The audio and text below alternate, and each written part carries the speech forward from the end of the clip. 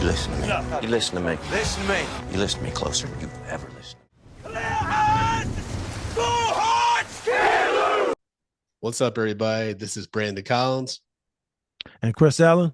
And we are Friday Night Lights Rewind. And today we're talking about the 10th episode of season 1 of Friday Night Lights. It's different for girls.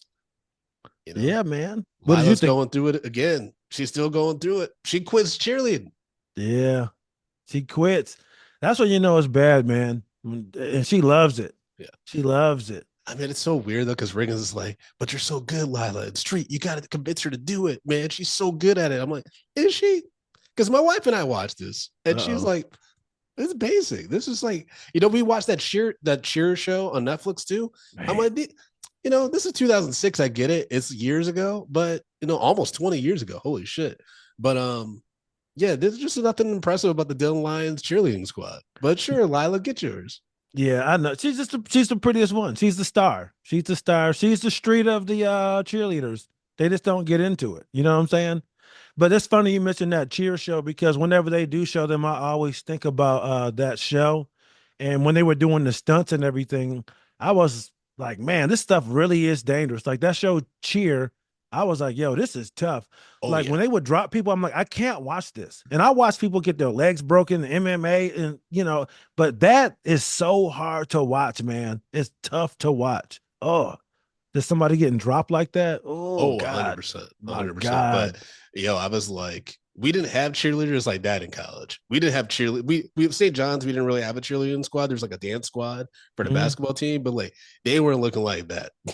They were not looking like those girls on cheer. I was like, man, if I were college, Brandon, this would be a problem. You'd be seeing me bringing cookies all the time. I'd be like, it's sugar free. I have vegan options as well, ladies. What about high school? High school cheerleaders? Nah. I mean, because that was at Pioneer. Like, I remember I went to like the alternative charter school. So we didn't have a cheer team or anything like that. So I would go to Pioneer, and they wouldn't really dress up like stereotypical high school cheerleader girls. Sometimes I would see them in their outfits. But that's cool. But yeah, there was very few where I was like, oh yeah, that's a hot cheerleader. Yeah. Like we didn't have a Lila Garrity. There was like a few girls that were close to it, but they were not Minka Kelly. You know what? I have to disagree. I went to a fairly, like, in Rochester, a prestigious white private high school. Okay. I went through a lot of Italians, a lot of Irish, a lot of white Catholics. So we had our Lila Garrity's. What year in high school did you go to? I'm old, man. I can't tell you. Okay, I went back in the 1900s. Because one of my close friends is Italian. He is from Rochester, so that's really. I wonder if you guys 1998 to 90. I graduated in 98. I went. 94. Oh no, yeah, that's before. I wonder what high school they went to. Yeah, I can find out. Find out. Yeah, it'd be interesting. So, yeah, we definitely had our Lila Garrity's, but it was just weird because like we knew them, so it was like, nah, that's just Amanda. It's just like, yeah, she's really hot, but like, yeah, that's just her. Got it. Yeah, it's so weird because in middle school there was girls like that. I remember there was like the popular, really pretty girls or whatever, right? And there would be like all white girls and one like black girl with straight hair. You know what I mean? And right. Then, yeah. I remember like those are the popular girls. But then high school, like I think it's because I was in different like schools, so like there was never for me like the hot chick or guy or whatever, right? It was just like right. teenagers, right? So yeah. I think I had a little bit of a different high school experience than most. Everything, Mm-hmm. But Lila, man, I mean, between being harassed at school and from the cheerleading squad who were like, "You messed it up, Lila. Then you got the vibes are off." What kind of what does Tim wear? Boxers or briefs? Yeah, which is like they want to fuck Tim. Like they do. Jealousy. Why did she say that? It's just like you're just mad because I got it. What do you think he wears? No, I'm kidding, man. I Tim don't wear no underwear, man. He's like Patrick Swayze in Roadhouse. He's just fucking. He is. He's Patrick Swayze in high school. Yeah, he's fucking out of control, man. He is. Yo, we forgot to mention. It was last episode. Sorry. What? It's okay. No, we can do omissions, corrections, and omissions. No, that's all right. All right. Well, yeah, this episode specifically, like, Tiber, she reaffirms that Tim's in love with with Lila. Mhm. So she's all fucking pissed off. And basically Lila, she continues to get harassment both in person and online. Buddy Garrity kind of is reeling from this and trying to figure out how I support her. It's a lot for their family. And Jason, Jason finally goes home. So Street finally goes home. Right. And we're getting hints from his parents that financially they're not doing well. They're trying their best to, create accommodations at the house for him. Like they created a ramp. They moved his bedroom to the first floor. Dad moved his office upstairs. But they're basically like, oh yeah, we need to talk to a lawyer this evening, like just to explore some options and blah blah blah. And then Street's getting interviewed by his lawyer, and he's like, wait, why are you asking all these questions about Coach Taylor? Like, and he turns to his parents like, are y'all still with Coach Taylor? Yeah, man. And he is not on board. He's not on board. But the reason why I bring that up is because Street's dealing with that shit, and then he tries to do that little race with the little boy who's like, "Can you move your legs?" Yeah, can you even walk? Yeah, but I'm just like, I mean, and that's a kid. He doesn't understand what's going on. But then when he races him in his bike, Street's all fucked up. He's like, "Oh, good race, kid." Yeah. And then he's like, I don't sweat like normal people anymore. Yeah, and then Mickey Kelly's over here looking like a tall glass of water, but he's like, "Yeah, you cheated on me, and you fucked my best friend." I'm like, "Yo, Street's gotta have all the fucking emotions when he sees this chick." She's like the most beautiful girl in the world, but she betrayed me in the worst way. Right. She waited till he was in the hospital paralyzed. That's so crazy. But at the same time, it's such a traumatic thing. It's such a traumatic thing where like you could see how two people that age could end up making a mistake like that. But they set it up well with Tim and his behavior and how he is. You know what I'm saying? So like you can't really forgive him, but at the same time, it's just like, man, I can see how that shit happened. And she even kind of alludes to it. Mm-hmm. And I think we mentioned this before. She can't sleep with him because of his condition. Who's the closest thing to her boyfriend? Yeah. Her best friend. It's not okay. It's not okay. But you can make these connections. You reiterated that several times. I'm just saying it's not okay. I don't want to make it seem like I'm justifying it. It's not okay. But I could see how young people going through some shit like this could make these. I can't even say young people. I could see how just people in general. Because I'm pretty sure this happens to people who've been married for a couple of decades. They got kids and stuff. Mm-hmm. So I could see how it could happen. But it makes you think, well, like, was there something there before? Like, I'm going through this. Like, why are y'all doing this while I'm fucked up? But everybody looking for comfort and help, But it's a crazy situation, man. Yeah, it really is, and and Tim, he's just like, I want to help Lila, but she don't want to be around me. He's trying to be her friend and shit. She's like, Tim, please stop talking to me. You making it worse. When he goes and sits with her at lunch. Yeah. She's like, I don't know if you heard, but I'm the slut or whatever. And I'm like, oh yeah, you want to sit with the school slut. I was like, Jesus Christ, Tim, your reputation. I mean, not his reputation, but it's so messy, and and I think that's why it's different for girls, because the way that Lila's being ostracized and attacked and stuff like that, Tim's getting some hatred, but not to that point. He's not getting cyberbullied. Well, but he did get his car smashed. Yeah, but I mean, the next day he's fucking vacuuming in. He's basically like, I don't need windows anyway. Like, he's fine. I let my hair blow in the breeze. Yeah, like he doesn't give a fuck, And also remember, Tim walks around the world like he's a glutton for punishment. That's even more emphasized in the later seasons, when he's literally like, give me all the pain. I'll take it on for everybody. That's his guy. That's like his weird self, destruction personality. That's true. At least that's my perspective on it, right? But yeah. So he likes you. So you think he does like the punishment? I don't think he likes it. I think he thinks he's deserving of it. I think he's got like a lot of turmoil that, like, I think that's why he likes to hurt people. He's like, I like to hurt people, and then if I get hurt, like in the last episode we didn't even talk about, like when he got injured, he just like, I'm okay. Like I think he sees himself almost as like someone who deserves to be hurt. And the football is the only pass he gets to hurt people. You know what I mean? Yeah.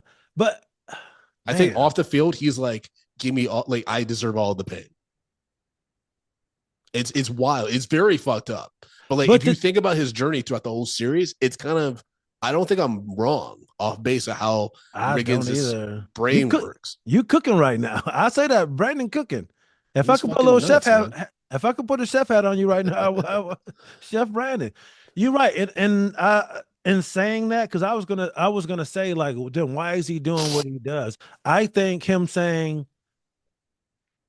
I think him acting that way, it kind of gives him a right in his mind to do the shit that he does. Mm-hmm. You know what I mean? You know what I'm saying? Because it's like if I deserve all this pain and deserve all this hatred, then I'm just gonna do shit because he sees himself as a piece of shit. Yes. He's abandoned by his parents. Yeah. So I think yeah, it's like a what do you call it? It's a self-revolving door. It's a self-fulfilling prophecy. I just think it's just a cycle, man. He does fucked up stuff, which he does deserve reprimanding for. There should be consequences. But if you stay in that, even when you're not doing anything wrong at the moment, you Mm-hmm. still feel like you deserve something Yep. bad. And then when bad things happen to you, you're like, well, fuck it. The world hates me anyway. Why not fuck this guy's girlfriend? No one likes me anyway. Mm-hmm. Yeah, it's some very dark stuff, and I worry that more young people feel this way than ever. That's With social crazy. media and everything like that. I Yeah. mean, like, yeah, because nowadays, like, young people will take their lives, their own lives, because of the bullying that Lila especially experiences, right? Yeah. Like, because if she quits cheerleading, what else does she have to live for besides being a pretty girl? And I'm sure that's not the future that her parents have for her. That's not the future that she wants, right? And so it's just really dark stuff. And everyone's just struggling to get through it. Jason, as much as he hates Lila, you can tell he still loves her and he Dude, cares for her. some But of it's those like, beats, yeah. yeah, it's great acting, great performances. I would say, like, I think Mika Kelly actually has done pretty well the past two episodes. Ironically, her worst stuff was when she was supposed to be in like passionate love or heat with Riggins. That's like the only stuff where I was like, I don't get it. But now when she's going through it and like the stress of being harassed and stuff like that, I'm like, because she's this girl that always kind of had not easy, but she hasn't had faced adversity like this before. She's always been well liked. People love her. She's the fucking prom queen. Mm-hmm. And she's like a likable prom queen. She's not And like a she's fucking smart. Regina George or anything like that. So for her to have her world kind of falling Yeah. apart like this, and it sucks because all you got to be is like, yo, in 2 years, when you go to college away from Dillon, Texas, no one's going to give a fuck about No this. one's gonna care. But you got to get through the 2 Yeah. years or Yeah. whatever. You're You not know what I thinking, mean? yeah. No one's gonna even care or even think about it. Unless It's you so stay in Dillon, Texas. yeah. That's so true. People would never let that go. They would never let it go. But I think that's where some of the hatred from Lila comes, right? Is because, and I think this is why sometimes Tyra, like, hints that, Lila was a good at two shoes and, thinks that she's better than everybody because Lila has prospects. Like you said, she's smart, she's beautiful, and she does well in school. So that means she's Mhm. going to have college prospects. She's likely going to get out of Dillon, Texas. She might come back for the holidays to see her dad and whatnot, but Mhm. she's probably going to go to a big city, become famous or a model. Like she's that girl that you always knew is not going to be staying in this place. No matter Right. how great we think this town or city is, they're not going to stay here for whatever reason, right? Mhm. She's just that girl in school. And so I think that that's where a lot of the resentment from the young women who probably are like, my life is Dillon, Texas. I'm not planning on leaving here for XYZ reasons. And Lila went against tradition by fucking up the whole thing, in perception of how, what roles people are supposed to serve and how they're supposed to be committed to their football player, what have you, Right. by doing this shit with Riggins. It's just when someone fucks up the facade that's in place and the unspoken agreement of the town.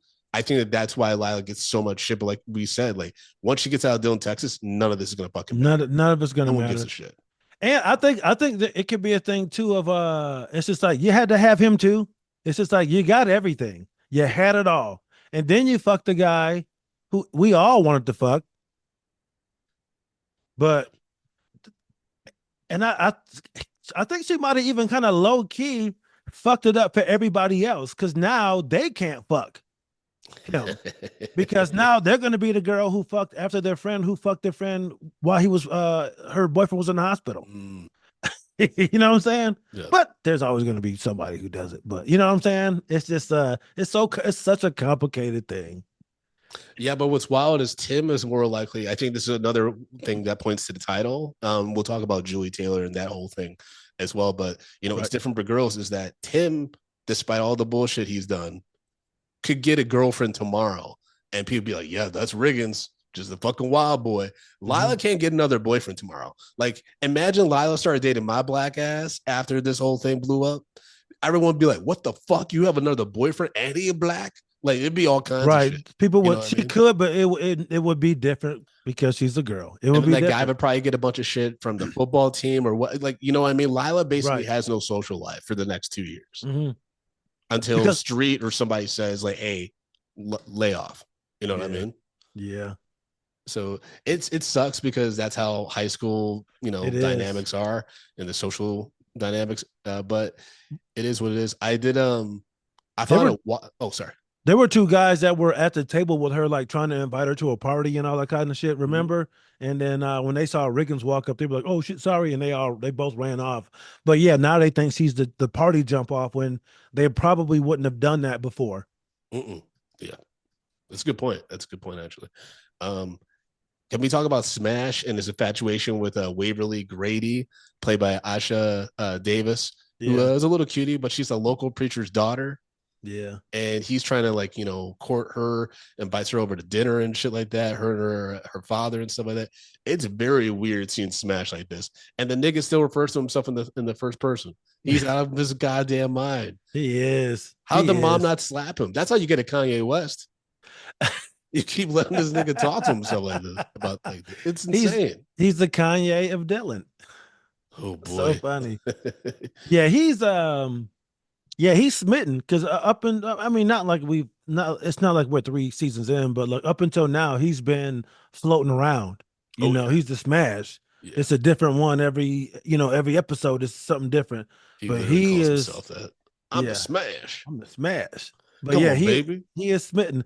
Now I want to figure out how long was she gone because it's like he didn't recognize her, and I understand like I hate when that happens on shows. Like, oh, like, because he didn't, the yeah, actor, Mr. Charles, did not play that well. yeah. He's like, oh, hey, you're so and so and so and so. I'm like, all right, exposition, but it's not delivered well at all.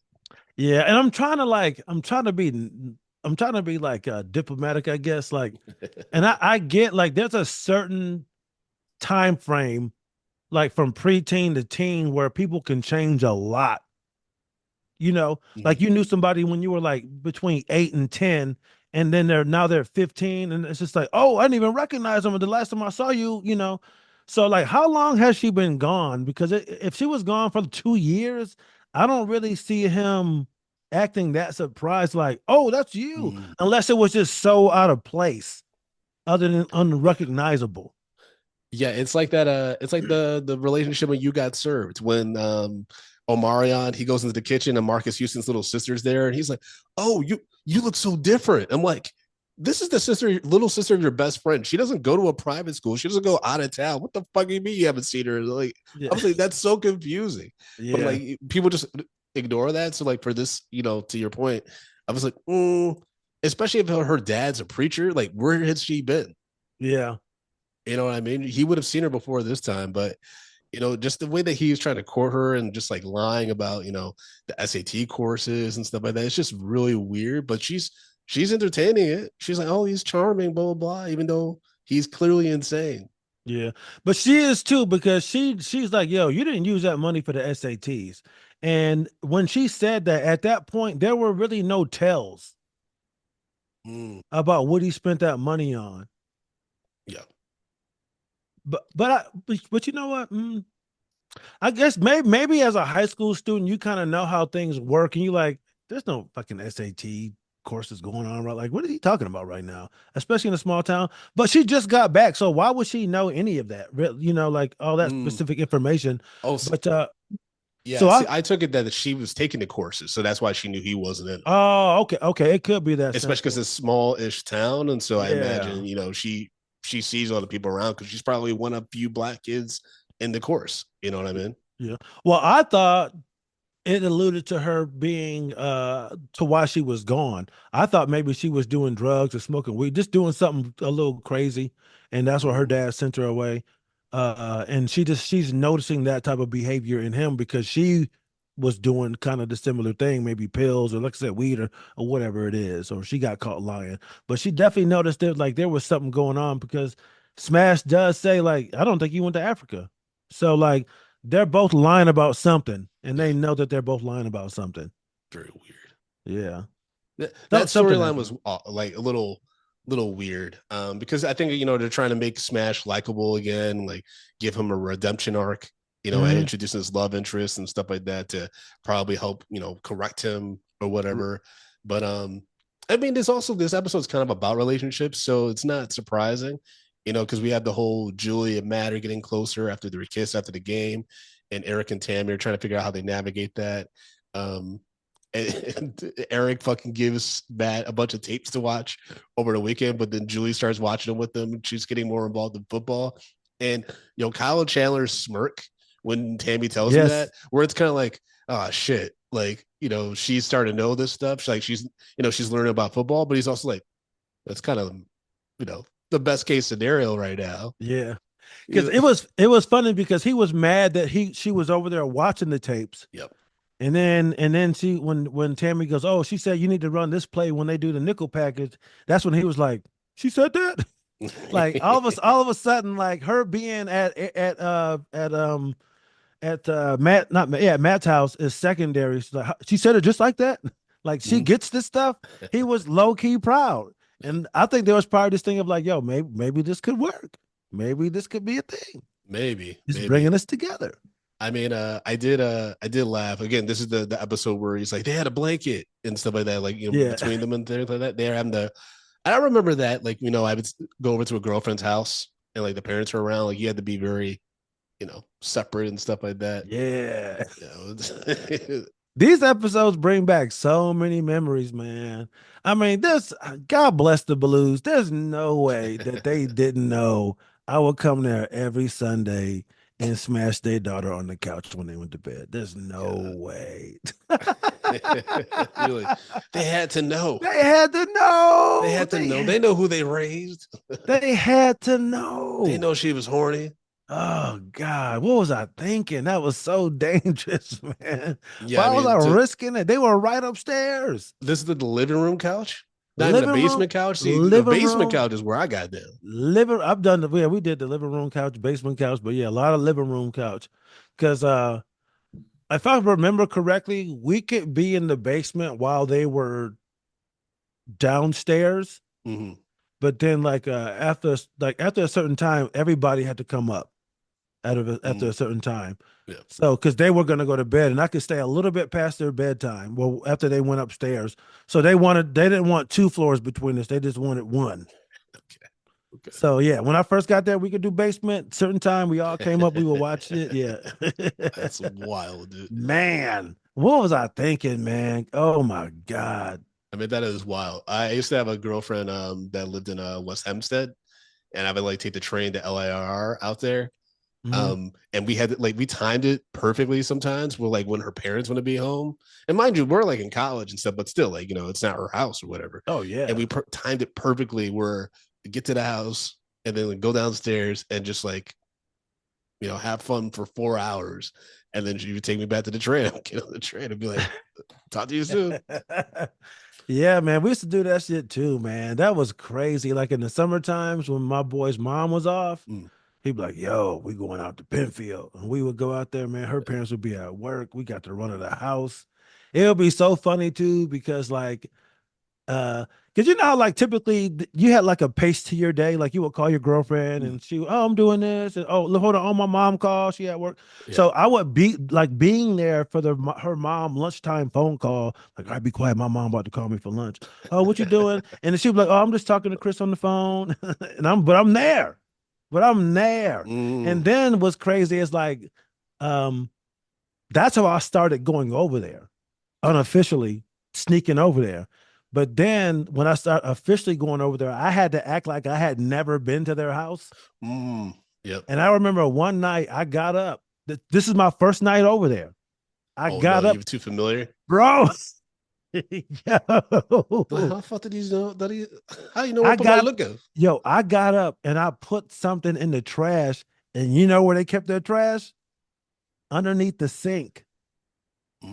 So I go in the kitchen and I go right underneath the sink and I put it in there. And as I do it, I'm like, oh my God, I just went straight to the trash. And I saw her dad look at me like, yo. And her mom was like, yo. Oh, damn. And they looked at her like, and they was like, oh, you seem to know where the trash go. I was like, oh, I go, my aunt and them, I go, I didn't see it. They keep theirs under the sink, so I just went right under there. They were like, oh, okay. Got out scot-free. Man, but that was scary.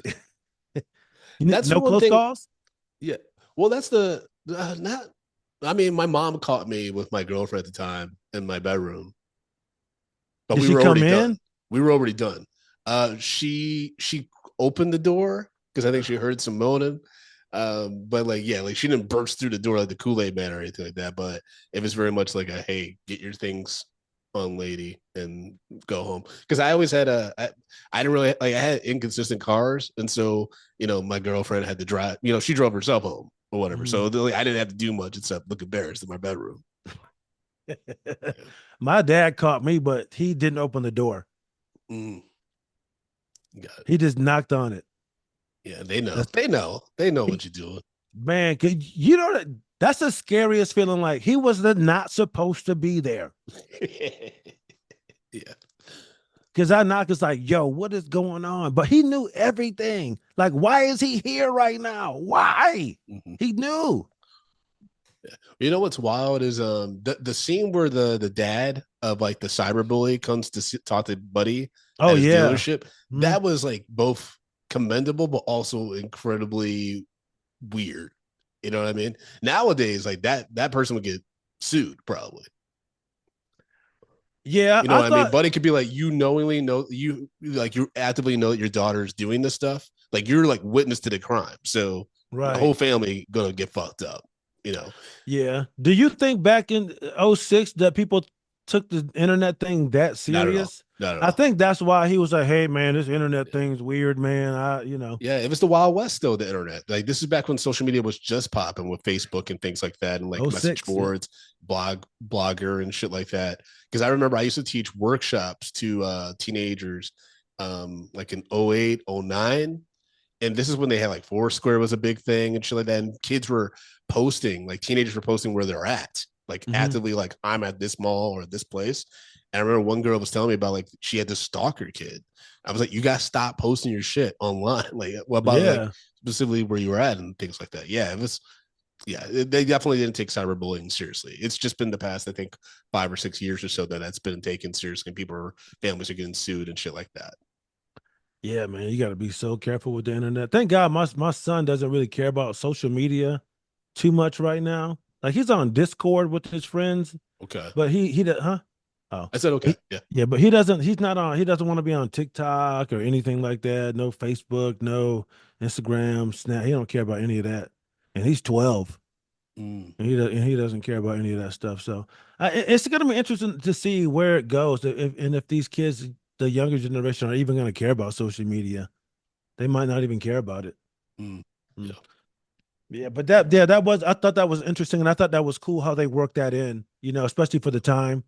Them working in a online harassment piece was dope. Did it feel like not that much happened in this episode though? Like kind of as a filler episode? Like it's the same length as like the previous episode, like 43 minutes or some change, but it felt like a lot shorter. It just felt like not that much happens. I feel like this episode was shorter, man. I feel like it's like 37 minutes. I mean, it goes quick. It's just like kind of like, hey, here's some updates and stuff like that. Oh, speaking of updates, I did love the episode recap where it's like previously on Friday Night Lights, and like it's just a montage of Tim Riggins getting rocked. Like it just either he's been slapped or his car's getting smashed. I was like, oh yeah, it's Riggins fucked up. Yeah. Yeah. Oh my god! And then This- I'm looking at my notes right now. Okay. So Oh, when we didn't talk about Coach Taylor and hearing his players oh, finally talking about that's right there. because they talk about Yes. Julie. They talk about Yeah. Julie and like, can Matt smash Julie before Smash can smash Waverly, right? Because like that's Yeah. a preacher's daughter, man. You ain't getting that. Yo, Coach Taylor, I don't know what he whispers to that one player, but we talked about this, right? We talked about they're like, it's insane that it took to episode 10 for there to be some locker room talk, either about Julie or Tammy. Right. I'm surprised it wasn't about Tammy first. It probably was. They just were like, that's not important to the story. Like, we got to talk about Julie Mm. because she's had to be dating one of the players now. But yeah, man, it was just a matter of time, Taylor. Come on, bro. Yeah. Your Only matter wife, of time. especially, is the hottest school counselor of all time. Like you Yeah. should Yeah. be you should be happy you don't have they don't all have pictures of Tammy in their lockers and I just jerking know. off after practice to it. No. Yo, whenever Tammy and Lila are together in the office, I'm like, kiss her. Oh my god. Kiss her. Not as characters, but as real women. Kiss. Kiss her. Yeah, she is. You're right. There's no way, especially with somebody like Smash. There's no way he's never been like, Coach, hey, she fine. You lucky. You know he said some shit. You know he 100%. has. 100%. And I think also, I honestly, man, I think as a coach, I think that gives you a little bit more credibility too with your guys. You're a good coach. You got a good looking wife. I think young dudes really respect that shit, man. Oh yeah. They really do. And I'm not trying to disparage anybody. I'm not trying to be weird or anything like that, but young sports, young athletes, when their coach has a good looking wife or girlfriend, they absolutely love the shit. Love it. Well, I mean, also, I think being a family man gives you respect too, because you're setting a good role. That's why Smash's mom is like, you listen to anything Coach Taylor says, because especially single Black mothers, they're always looking for positive male role models for their sons. I've had so many male role models thrown at me. Most of them were not good, but were they trying to smash your moms? No. It's just like more like any like Boy Scouts or any opportunity where my mom could like they were trying to me smash around. You. I'm sorry. Never happened, thankfully. But it's definitely like, that's what's unfortunate about that stuff, is because it did build, I had like a lot of interesting character building experiences doing like Boy Scouts, especially like some of the crazy intense camping trips and stuff like that. But to hear that, that trust is being violated is so fucked up, because for a lot of young men, that would be like the only exposure we really have to like being around other men and like doing outdoor stuff. Right. Because especially when you're raised by a single mother, like you don't regularly get exposed to that, right? Yeah. And so it was really helpful for me, especially like younger, like, and gave me something to do. Yeah. It also gave me experience about just like camping and like things like that. But just to hear that, to know that that's been abused, is really fucked up and really unfortunate. And I'm terribly sorry for the victims that deal with that stuff, because it sucks, because that's an experience that could be incredibly positive and have formative for you. Yeah. And it's been that sucks. You're really just stealing from those kids, man, because like you chose to do that for great memories and to have fun, and then to have something like that happen to you. You know what I mean? That's just it's so uncalled for. I know I was joked about it, but yeah, it's a really, really fucked up thing to do, man. Just violating kids like that, man. It is. And also, man, I think we give it to Coach like Paul every show, man. He's such a good dude, man, because like you were saying, these single moms, if you have a kid who's an athlete, these coaches become like these secondary dads. And unfortunately, there's that underlying transactional relationship. You know what I mean? It's just like, I'm cool with you because you're good at this thing. Yeah. And the moment it doesn't benefit me, a lot of people are out. Or when the next thing comes, they're out. But with Coach Taylor, we've seen it in the past episodes where, you got people who come back. He's still checking on Jason. He the whole show, he wants to check up on these guys and see how they're doing. You know what I'm saying? He's a good dude, man. Mm-hmm. He's a good guy. Yeah, and that's why, Sri is so shook when his parents are revealed to like be planning a lawsuit against Coach Taylor, and he's like, what? And I think it's interesting because the early, we're hearing Streak's parents hint a little bit about financial troubles, and then we cut to Julie being like, "Oh, I want my own car so I can get around without you supervising and knowing where I'm at and stuff like that, monitoring me and Matt." And Coach Taylor like laughs it off. But we talked before about Coach Taylor's salary and stuff, so I think they have the money probably to buy Julia a car, and I think they do eventually, right? Yeah. But it's interesting because it's like just because they could do that doesn't mean that they can afford a fucking lawsuit like Street's family's planning. But it was interesting seeing those different, experiences happening with the families and stuff like that. Do coaches have insurance? I'm sure the school does. That's probably why they're going to sue Coach Taylor personally, I think. Yeah, but I wonder if coaches in cases like this, do you think they would have insurance? Let's see. Well, I'm sure there's a union that like provides the coach with a lawyer and stuff like that. I would think so. I think we're going to learn more about that, when the case is filed. Spoiler alert: everybody, Street's parents do try to sue Coach Taylor. Oh, okay. Everything, but it's we did get the drag cheerleading moment where the football players are supporting the girls at their cheerleading competition. So Smash and a few of the players, they dress up in drag, do a little cheer and stuff like that. And that's what I want to talk to you about. That was interesting. Okay, so the powder puff. That's what it's called? Yeah, powder puff. Powder puff, okay. It's funny because like this type of thing is such a huge topic now, like politically. Cross dress. Just I don't know if that's the correct term. So I don't want to say just like people clothing can be an issue. Do you think the powder? And it's been a tradition in high school for a long time.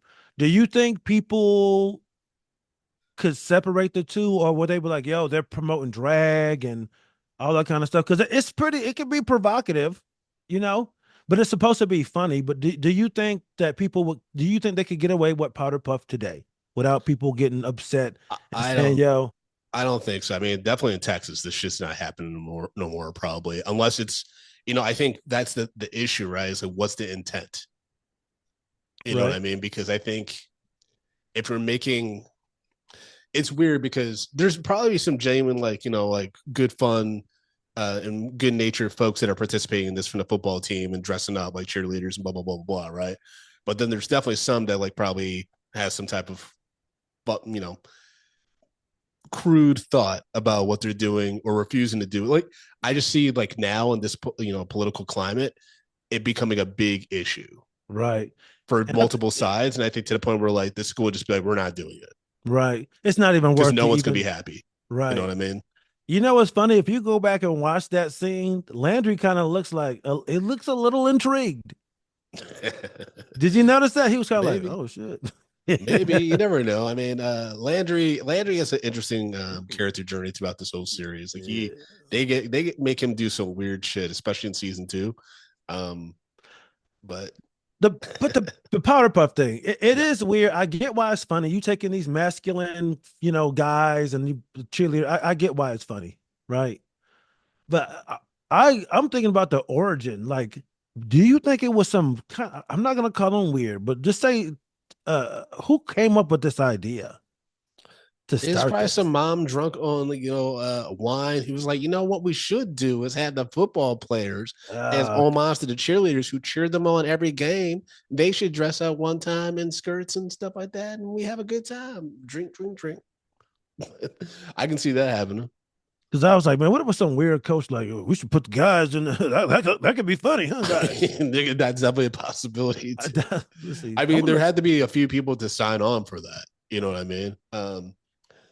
Yeah, I mean, that was an interesting scene. And then it just reinforces, the drama surrounding Lila, and then she quits the team. She doesn't want to do the competition. Oh, what happened? So powder puff, it began in the 1940s as a way for girls to play football when there weren't enough boys. The name became powder puff. Powder women used. Okay. So they would use women. Okay, that's pretty crazy. They would use women. Right.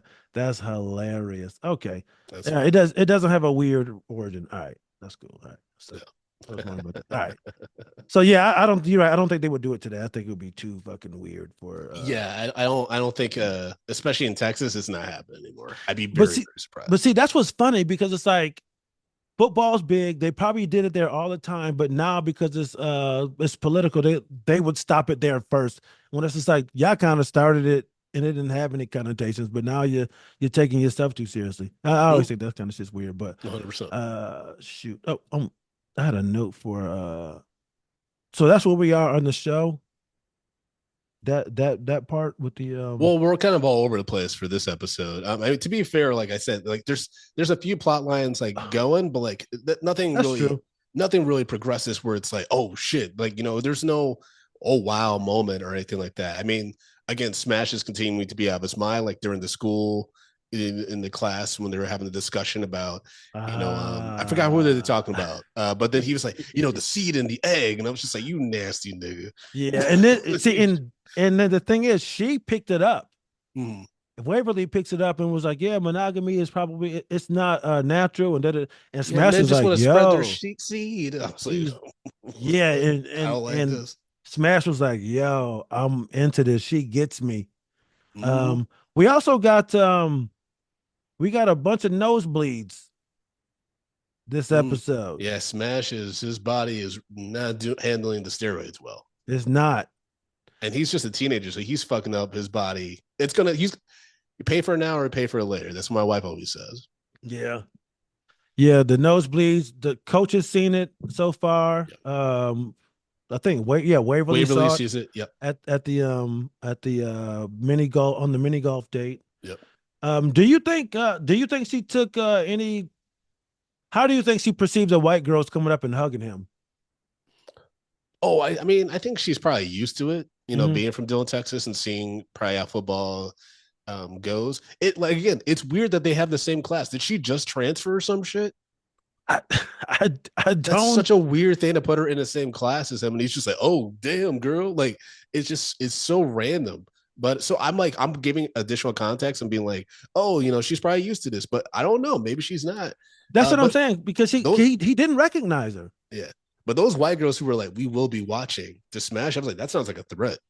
Yeah. I was like, I don't like how that We'll sounded. watch it. I mean, but Smash is mostly courted white girls on this show.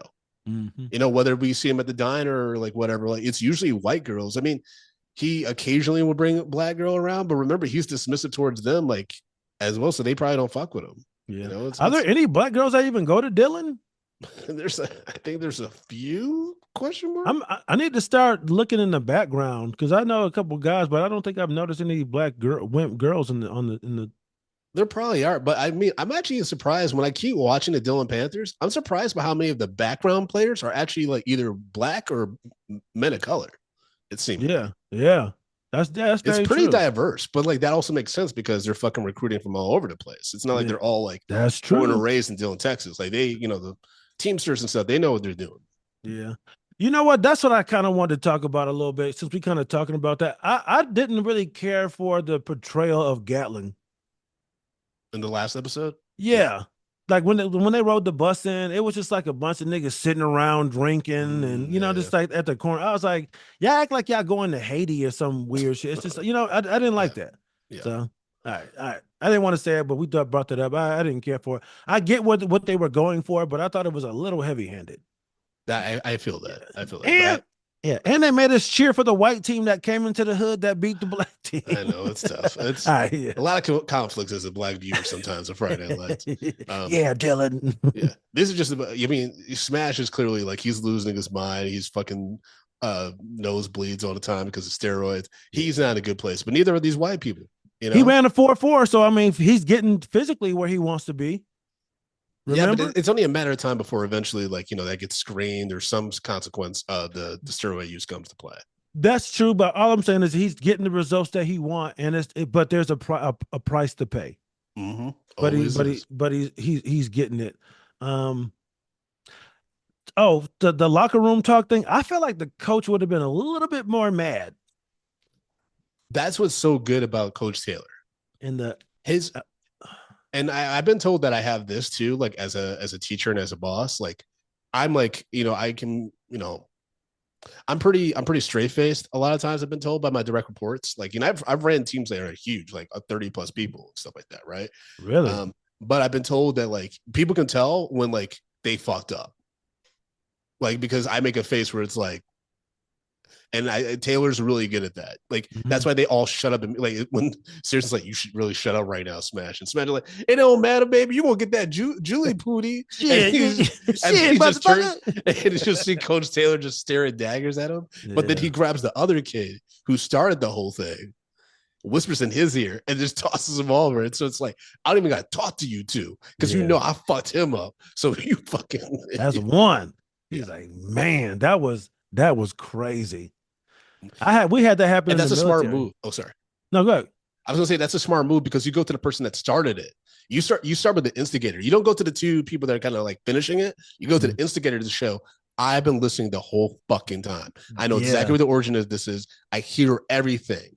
Because if you just go to smashing them, it's like, okay, the other guy could slink away and be like, oh man, I fucking that's my fault. yeah, Like the fact that he went to the person that starts it, that's a power move. Because when you do that, you're like, you can't get anything by me. yeah. So don't even try Exactly, to whisper about my family because I will fucking exactly. end you. Y'all saw what I Yeah, did to Voodoo. yeah, Y'all saw what I did to Reyes. yeah. They These niggas' gone. lives are over. No more checks. They gone. That's so true. That interaction said so much. It says so much. Mhm. And the fact that in him whispering whatever he said to him, it just adds levels to like his power. Yep. I don't even gotta yell. Matter of fact, I don't even want anybody else to fucking hear. And you're gonna walk out of here, and people are gonna be wondering, like, well, I'm pretty sure he made him run a shit ton of laps or something. But the fact that we don't know was such a boss move, man. Or worse. I mean, I don't think Taylor would do like, I'm going to talk to your parents about this shit, but it's got to be something bad. We're like, because that kid he immediately made a face like, oh, fuck my Oh life. fuck, man. Yeah. And it's so funny the position that Julie is putting him in right now, because at the top of the episode, she was like, you're coming over. My dad's bite is his bark is worse than the bite. He don't do shit. And you can tell like Matt is just like, yo, like, are you trying to get me murdered right now? Like, I get that's your dad. That's my coach. And I know that guy, what he can do to me. Like, you don't get it. Well, I mean, Matt does try to step to Taylor a little bit, like, "Hey, I'm dating your daughter. Like, I don't want this to get weird." And I wrote Bro. down, like, good on him trying to confront Coach Taylor, but like, he's like, he's like, "What do you say?" He's like, "Julie and I." He's like, "It's Julie and me." Yeah. It's like that's not even like It's a common correct, but mistake. Like he don't even yeah, he didn't give a fuck. he didn't give a fuck. See, you be picking up on that subtle shit. Like he already knew where he was going with it. And it's just like, yo, I'm so unconcerned. I'm going to correct your grammar right now because what you talking about, and I don't even think Matt knew the depth of water he was in at that point. I don't think he knew because he was like, yo, we're done.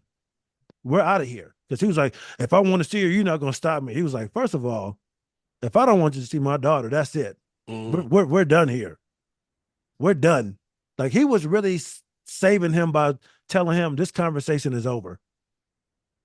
Yeah. Like that's some waters you don't want to get in with a man like that. You know what I'm saying? Mm, Somebody's yeah. daughter, man, because like he is really trying to get through that shit. Yeah, I mean, Coach Taylor, he is really observant, and he always thinks a few steps ahead. So, like you said, he kind of anticipated. Okay, I think he was able to immediately ascertain what Matt was coming in for. The way that he barged in, I think he was like, "All right, he's going to try to say some shit about him and Julie." Yeah, he was like, this like is he's it. like, "This isn't about the game. So Yeah, this is about it. something else." Yeah. So okay, let me hear what he's trying to say. And I wish I had that kind of command and confidence. Yeah. He's like, no, I don't think you understand. And he's like, let me stop you there. Let me stop you right there. Yeah, he's like, you're gonna watch these videos. And you know what it is? It is this is interesting because it kind of talks about how fathers deal with issues surrounding their daughters. Mm-hmm. Because you see Buddy Garrity and how he's trying to handle things with Lila. You saw the dad of the cyberbully come by with his hat in hand, kind of like, I don't want that smoke. I'm sorry ahead of time for what's going on online.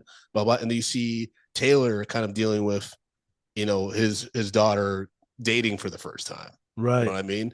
And so it's really interesting actually seeing these fathers deal with these different situations, and even to an extent, the preacher and his Damn. daughter, and It's how all complicated. and how the dad's kind of like, okay, like I'll entertain this young man, but This is what sorry, I want to cut you off. no, This is what's crazy because it's showing you the different hats we have to wear. Because Coach loves Matt Saracen, QB1. yes, But Matt Saracen, the boyfriend, that's a whole nother nigga that he do not like. that's fair. Yeah. Same thing with the preacher. Oh, that's Brian Smash Williams, pillar in the community. He is a football player. Mm-hmm. He's a congregant. We love this kid. We're gonna give him money. But Brian Williams dating my daughter, I don't like this nigga, man. So you know what I'm saying? So I think that's what's tough, man. It's like don't like you're putting these dudes in awkward positions. You see it in the Sopranos, like you watch Sopranos? Of course, yeah. Like when Jackie Jr. started dating Meadow, he was like, "Look, before it was all cool." He was like, "But now you're dating my daughter, and shit is different." And he was openly cheating on Meadow too. Yeah, Tony was like, if I hadn't made a promise to your dad, you'd be fucked up. And then Jackie Jr. is one of the most, at first, I think when I first watched that show, I didn't appreciate where that was going. I was kind of like, this is kind of random, but it just goes to show, like, when you have a certain sense of entitlement in this life of crime, that's never going to go well for you. Because Jackie Jr. just thought because he's Jackie April's son and he's was it Ralph Aprile, the uncle, the crazy ass uncle that gets killed? That was Ralphie, right? Yeah. No, not Ralphie. No, fuck. it wasn't. It was Richie Aprile. Richie, yeah. Richie. Yeah. And he's like, he's like, we the Apriles, like we don't get fucked with, even though the Apriles all died. They all died. Pretty horrific deaths too. And so it's like, hubris that took that kid down. Yeah. And it's like, I know that's not a Soprano show, but real quickly, it also shows you like their sense of entitlement and how they're not truthful with their children. Like Jackie really didn't understand. Like he knew his dad was in the mob, but he didn't truly understand how serious that shit was. Because he would have those fake sit downs. He got Matouche beat up at the club a couple of times. It's just like, yo, and that's the thing about America. It's like we try to put a shine on like this dirty world that we live on, and they did that for Jackie Jr. He, like I said, he knew, but he really didn't realize the consequences of his actions, and he really thought that his name would get him through. And it's just like, no, bro, these niggas will kill you, and they did. It's just like, it's only going to help you out so far. It's like, I get Matt, you're my quarterback. I love you. I trust you on my team, but that's only going to get you so far. Actually, it's going to get you nowhere when it comes to you dating my daughter. And then to have her having him just show up at the house and like, did you remember like the part where he tried to step in and then coach look at him like, yo, like, what are you doing? And he steps back out. Yeah. But then Julie pulls him in the house. Yeah, it's a tug of war with the Taylors right now, and Matt's in the middle of it, but we know how it all works out. So it's just funny seeing kind of like these growing pains at the beginning. But let's start rating this episode. Yeah. Episode 10 of season 1. It's different for girls. So who was our on the bench recommendation? And folks, remember, the on the bench recommendation is a character or performer who we feel like just didn't bring it or like did some questionable things where we're just like, no, we can't fuck with that. So Chris, who's your on the bench recommendation? Lila's performance this episode was so bad. Oh, you didn't like Minka Kelly in this? Okay. No, it's just there was a part where she's talking to Tammy, and she's supposed to be crying about it. It's so awful. It's so awful. It's so bad. Yeah. Oof. But my MVP is gonna blow your mind too. Oh no. Ooh, that's interesting. Okay. And this is unfortunate because this is her first performance on this show. But Aisha Davis, who plays Waverly Grady, I just didn't feel it. It felt so forced and so awkward and random. I don't recall how long Waverly does stick around, but it's just it's been so distracting. Like we've been trying to like kind of figure out how this relationship works, and just the way that the performers did, especially the opening introduction scene, it just did not click for me. It felt incredibly weird and just I don't know. I'm curious. I don't remember where it goes. So I'm curious to see where it does go, if it does go anywhere. So I unfortunately have to say Aisha Davis, or Aisha Davis, her performance just didn't click for me in this one. Eight So, eps. oh yeah, she's in 8 episodes. Eight Okay, eps. so we'll see how this goes. MVP character of episode 10. Who you got, Chris? Lila Garrity. What? It was It's so wild. Okay. it's so bad that it's good. Okay, fair enough. Like I love I it. was just like this. Yeah. It's I'm so watching this. I wild. was watching this scene like this can't. She can't be serious right now. It's so crazy. Yeah. It's so I was like, wild, should I man. even do this? I was like, this is so bad that I think it's funny that it's good. It Oh, just came goodness. around full circle for me. That's so funny. Watch the scene with her and Tammy. She's Okay. supposed to be upset, and it's so bad. I got you. Ugh. I God. got you. No worries, no worries. My MVP character, that's actually a tough one. MVP character, maybe Buddy Garrity, because we're actually seeing some growth of Buddy. We're seeing Buddy kind of as a dad finally, and not just as a scumbag A teamster selfish. who just Okay, cares I about can football give you that. and shit like that. I can't.